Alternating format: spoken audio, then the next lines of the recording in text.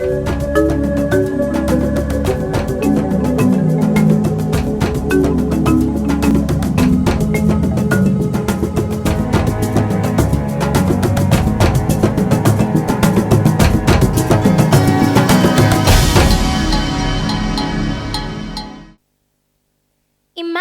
a future where you would not be discriminated, criticized, or judged simply because of the color of your skin, your religion, your cultural background, or your ethnic differences.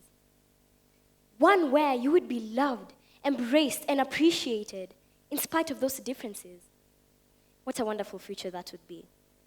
However, that will remain only just but a dream unless we break the shackles of racism, prejudice, and stereotypes.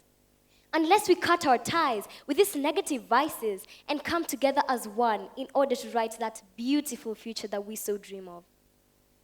Now, some may argue that stereotypes are unavoidable because people around us may always have an opinion about who or what we are. However much that may or may not be true, what I'm driving at is that it may not always be those that are around us, rather those that surround us. An example of this is a few months back. My friends and I were having a merry chat about possible future careers in another lifetime. And I happened to mention an astronaut at NASA. Now they laughed and joked about, but the comments that followed after are what struck me as shocking. And I quote, "How can you dream such a far-fetched dream, whereas you know not many people like us make it that far in life?" And I thought to myself, is that really how much we belittle ourselves, undermine ourselves, and devalue ourselves? Then and there it hit me that we are our first line of resistance. Why do we limit who we can be, what we can do, or where we can go? We do not need such rigid definitions of who we are. Let us step away from that because we are undefined. We are unlimited, as Eliud Kipchoge said, no human is limited. Therefore, we should stand up and rally up behind each and every member of our community who has a dream, a vision, and a goal, and push them from the starting line to the finish line. Because by doing so, we could potentially open so many doors for many other people in our communities. Now back to that opinion that they had that was based on something that they merely thought but not actually experienced. That is prejudice.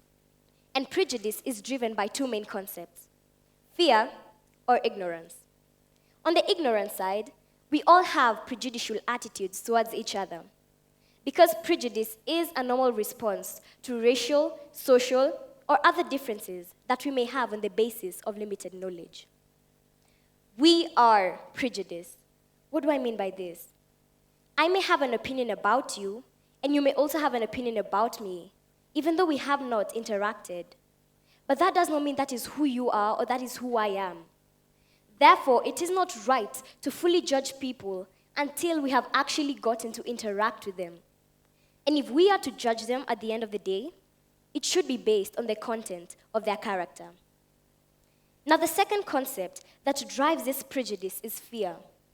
And that strikes when there's a sense of losing power or privilege. And this sense of losing privilege that prejudice so rationally defends is a product of racism. However, racism is far much worse than prejudice and discrimination combined.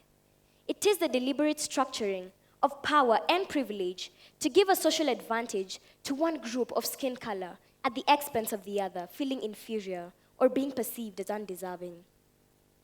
Did you know that our minds are race agnostic until society teaches us otherwise?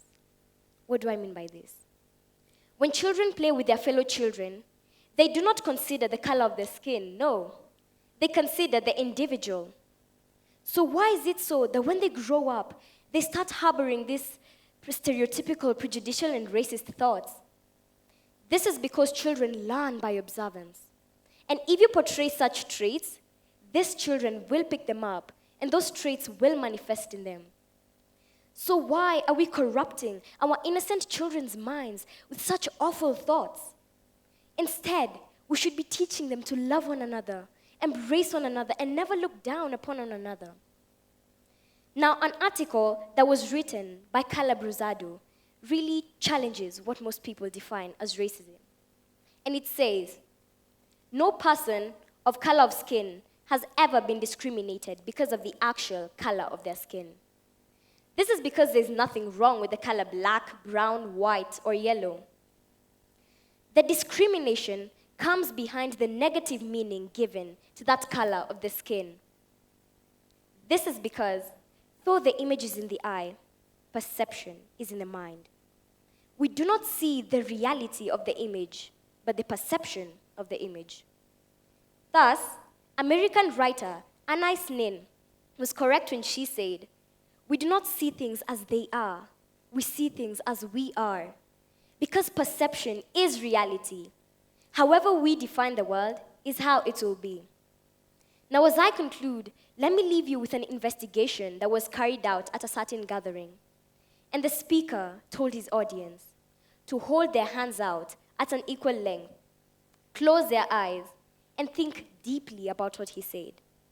And he told them to imagine nothing on their left hand, and imagine a bag full of all their books and equipment on their right hand. After telling them to think deep about what he said, he told them to open their eyes. 94% of the people in that crowd had their right hands lower than their left.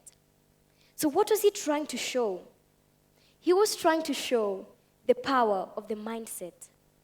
Because your mind holds so much power as it influences your thoughts, your actions, and your attitudes. Furthermore, he was trying to show that whatever you fill your mind with will be put out. So if you feed your mind with positive thoughts, you'll be put out to be a positive person. But if you fill your mind with negative, stereotypical, prejudicial, and racist thoughts, you will be the forefront of those three vices. Let us not agree to rigidify our minds with such vile thoughts. Instead, we should be cutting our ties with those three vices, because by doing so, that future that we earlier envisioned could possibly become the reality that we dream of. Thank you.